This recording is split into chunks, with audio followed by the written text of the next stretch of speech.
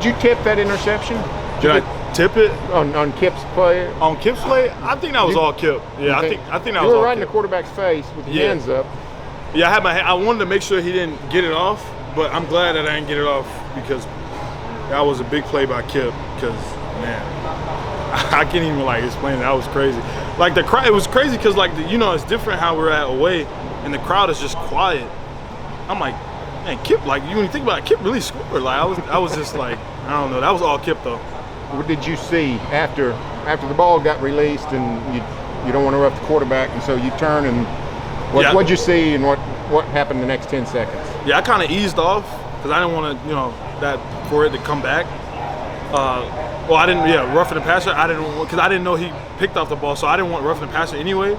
So when I turn around, all I do is see Skip running, number 10 just running up the sideline. So I'm like, I gotta block somebody because that's all they always teach us to block somebody when somebody's going.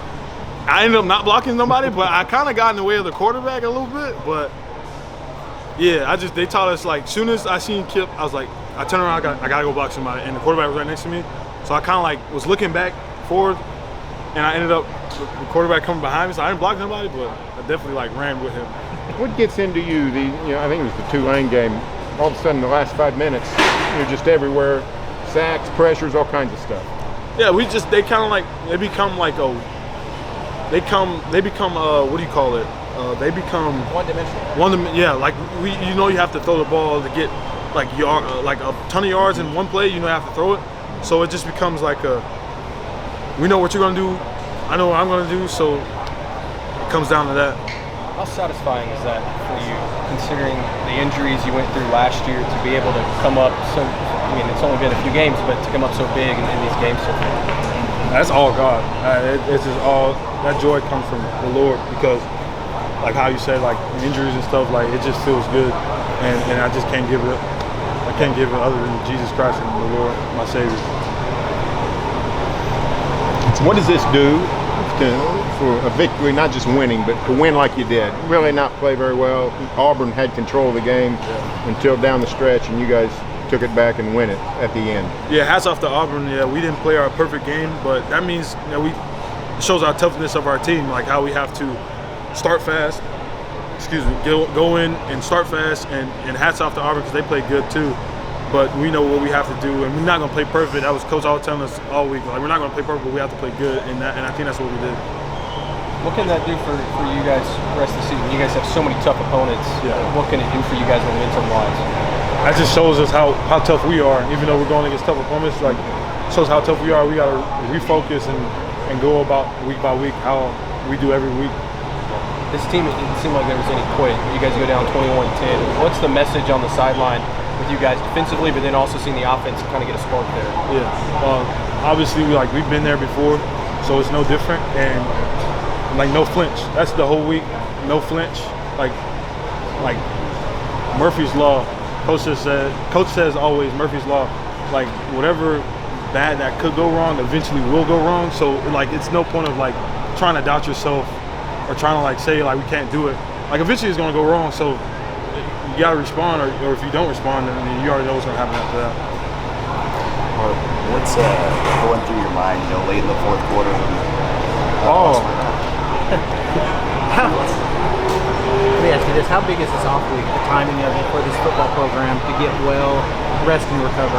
I think that's big. It's truly big because we can refocus, recalibrate, and if we had any injuries or any nicks going on, like we can really focus on that because really, just get healthier.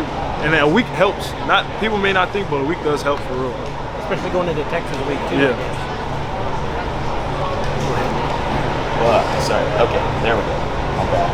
So, what's going through your guys' mind as a defense when you guys just got to get one more stop? We live and die in that moment. That is so fun. Like I'm about to get something right now. Like it feels good, like to know that we got to go get a stop. Like that's what defense is for. Like literally, like you're like defining what we do. It always feels good. I'm sorry. I'm about to get juiced up right now. I'm sorry. Does it turn you up more? I mean, the fourth quarter, it seems to be your quarter. It's kind of like just leave it out on the field. Like we know there's no tomorrow. because next week we don't have a game. Just be free. That's what Coach Shave was telling us. Just do what God's will you want us to do. Is that a scheme thing that Venables and Allie kind of put together to get you in that position? Yes, sir. It's really hats off to them calling a great game because we schemed certain things and put us in position to make plays. Rick talked about how this defense has grown, evolved in the last 3 years since he's been here. You've seen it from the base, from the start to where it is now. He said that basically he used the words people laughing at your defense. You didn't want people laughing at your defense. Tonight, I don't think anybody's laughing at you guys finished that game. Can you kind of sum up that last 3 years that you've seen these guys, the defense kind of grow? Yeah, that's just a commitment of us, the coaching staff, and the University of Oklahoma because we've been, year after year, like we can hear the outside noise, but if we just focus in on what we're doing and what we've been doing, like how we've been doing, it just continue. Like we knew year by year we're gonna grow. In the year you may not see it, but that's why our coaches give us perspective of how good we can be, and even though we're at a point where we are good, we still need to improve, and it's just year by year we can get better. And week by week we can get better, and day by day.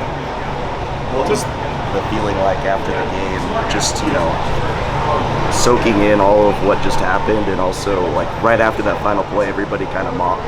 A lot of the guys in the defense mobbed you a little bit. Sometimes it feels surreal. It doesn't feel real sometimes, but it just felt like like we just got out of battle. It just feels. I can't explain it. Like it feels the joy, the good, the bad, the ugly, the want to, the tears. Probably some people were crying on the field, but it just feels good overall just to get a dub how we did and come out victorious. The offense had some big plays tonight, but I think most people would say the defense won the game. How's that feel to go on the road in the SEC after the 2 years we just talked about and win a game in the SEC with the defense? That feels good. I think overall we played offense, defense, special teams. We played good, and it feels good to get a win, our first ever SEC win, and Coach V's first ever SEC win in this conference. It feels really good overall because we know what we did last week. We fell short, and we couldn't get that win last week. So this week was really about getting that first SEC win, and it's what we did. Was there ever any evidence during the game, because things were not going well for you, down 21-10? Was there evidence that you saw that you could point to that said guys were not quitting, guys were not giving up, guys were staying engaged, all that kind of stuff? Really, Kip Lewis was one of them. Coming to the sideline, we need a turnover. Man, he's preaching turnover. They did such a preaching turnover. The whole defense basically, Dominique Williams, like everybody, Coach Shave, Coach Bates, Coach V, Coach Allie, turnover, and it's Kip who really was preaching turnover all this whole time. He's the one who got one. And so that's why we knew it was no quit. After I knew when Skip was going crazy on the sideline, I just knew something was going to happen. Thanks, Mason.